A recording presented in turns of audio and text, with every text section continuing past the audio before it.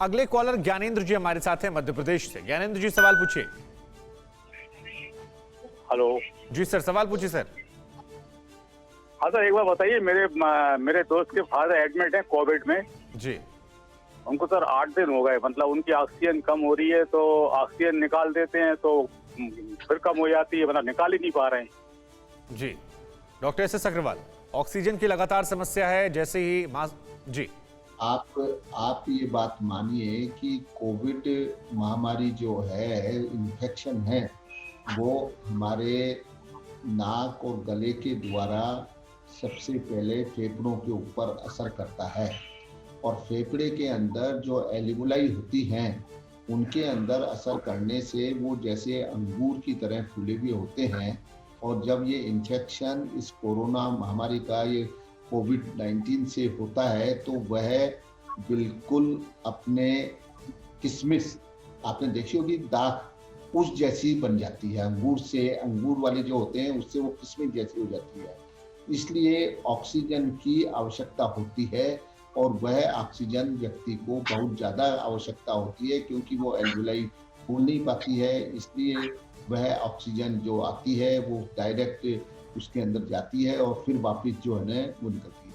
हमको आवश्यक होता है कि इन एल्वियोलाई को किस प्रकार से वापस रीएक्टिवेट करके उनको अंगूर की तरह बनाएं।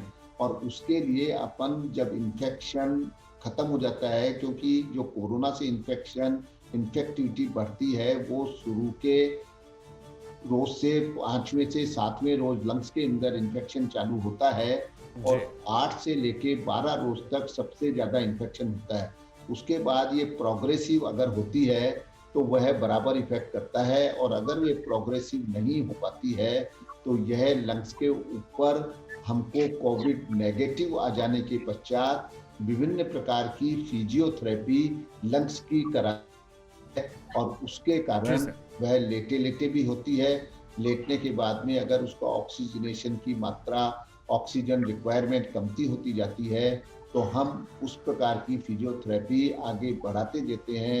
ये कोविड रेस्पिरेटरी रिहेबिलिटेशन प्रोग्राम होता है और उसके अंदर हम उसकी वापस रिस्टोर करने की आवश्यकता हो जाती है लंग्स की कैपेसिटी, जिससे कि वो ऑक्सीजन को रिटेन करे और रिटेन कर वह खून और जो और उसके जो रुधिर है, ब्लड है, उसको साफ करे, तो उसके कारण उससे जो है वो ऑक्सीजन की उसकी मात्रा कमती होती चली जाएगी। जी अगले कॉलर की तरफ रुख करते हैं। पदम सिंह जी हैं सहारनपुर से, सवाल पूछिए सर।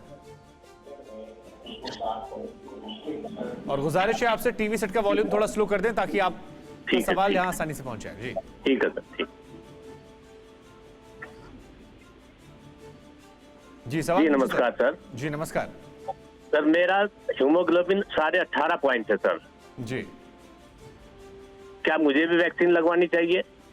डॉक्टर डी के गुप्ता। बड़ा अच्छा सवाल है।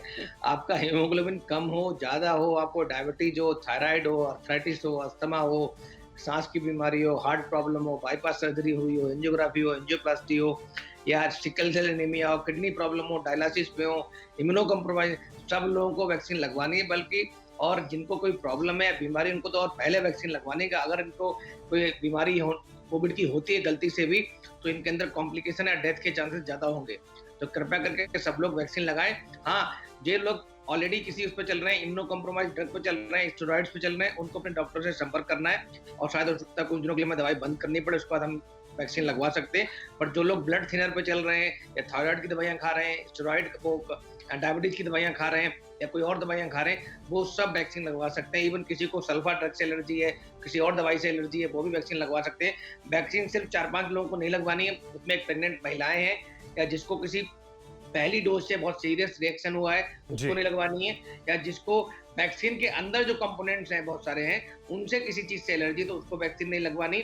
या आपको वैक्सीन लगवाने के समय जब आप जा रहे हैं उस समय कोई सीरियस प्रॉब्लम है, खांसी है, बुखार है, या चेस्ट में पेन है, ब्रीदिंग डिफिकल्टी है, या कोई और सीरियस इलनेस है, तब आपको वैक्सीन नहीं लगानी। अदरवाइज बाकी सब लोगों को वैक्सीन लगवाना है। जी, और वैक्सीन लगवाने के पहले कृपया दारू शराब मत पिए। डॉक्टर एस अग्रवाल कुछ कहना चाह रहे हैं? हाँ, 18 वर्ष से कम उम्र के बच्चों को भी अभी वैक्सीन लगाना अलाउ नहीं है। जी, और दारू शराब भी ना पीकर जाएं ताकि आपकी इम्यूनिटी थोड़ी बनी रहे, ताकि वैक्सीन आप पर असर करे। ये ज्यादा आवश्यक है साहब, धूम्रपान, जी, क्योंकि वो फेफड़ों को सबसे ज्यादा नष्ट धूम्रपान ही करती है। जी। इसलिए धूम्रपान बिल्कुल पूर्ण रूप से इस बीमारी के अंदर आवश्यक रूप से बंद कर दिया जाए, न पहले पिए न बाद में। जी, ये बड़ी समस्या है क्योंकि कल दारू के ठेके खुले, परसों सोमवार को तो हमने देखा किस तरह से भीड़ नोएडा गाजियाबाद में थी शराब के जब ठेके खुले। खैर, अगले कॉलर जो हमारे साथ है सुमन सिंह जी हैं बिहार से।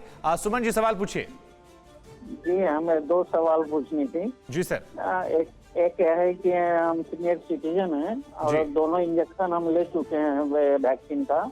जी। 1 महीना होने जा रहा है, तो हम कैसे विश्वास करें कि वो वैक्सीन हमको काम कर रहा है या नहीं कर रहा है? Doctor S Agrawal. जी सर।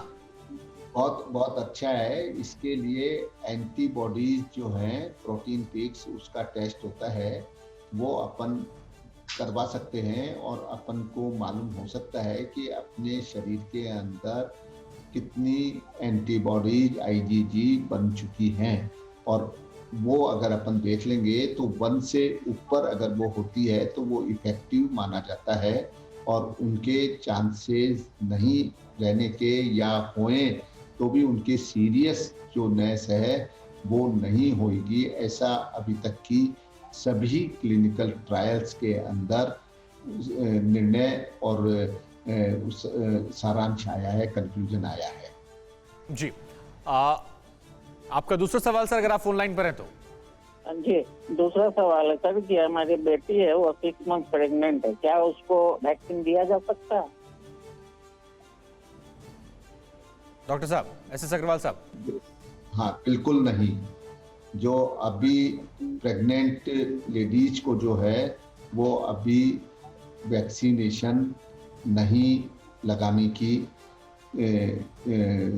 परमिशन मिली है। जब इसके ऊपर अपने ट्रायल्स हो जाएंगी, क्लिनिकल ट्रायल्स, जब भी इसकी परमिशन हो पाएगी। आपके अगर डिलीवरी हो गई है तो उसके 15 रोज बाद अपन लगा सकते हैं, लेकिन प्रेगनेंसी के अंदर अपन नहीं लगा सकते। जी, अगले कॉलर हमारे साथ राजेश जी हैं झारखंड से। राजेश जी, सवाल पूछिए अपना। हाँ, नमस्कार सर। नमस्कार सर। हाँ, हमको 3 इडियट्स बीमारी है, जैसे थायराइड, शुगर और ब्लड प्रेशर। हमको वैक्सीनेशन करवाना चाहिए या नहीं? डॉक्टर डी के गुप्ता।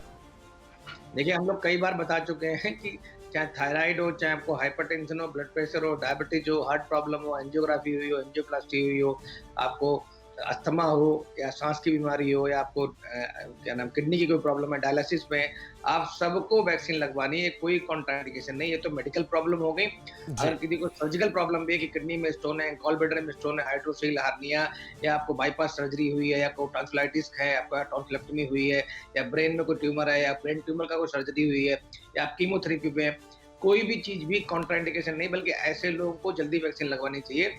बिकॉज इन लोगों को अगर बीमारी होगी तो ज्यादा सीरियस होगी, डेथ के चांसेस ज्यादा है, कॉम्प्लिकेशन के चांसेस ज्यादा है। तो जैसे ही आपको मौका मिले तुरंत वैक्सीन जरूर लगवाएं। जी। अड़ी सोमवार से शुक्रवार शाम 6 बजे सिर्फ TV9 भारतवर्ष पर।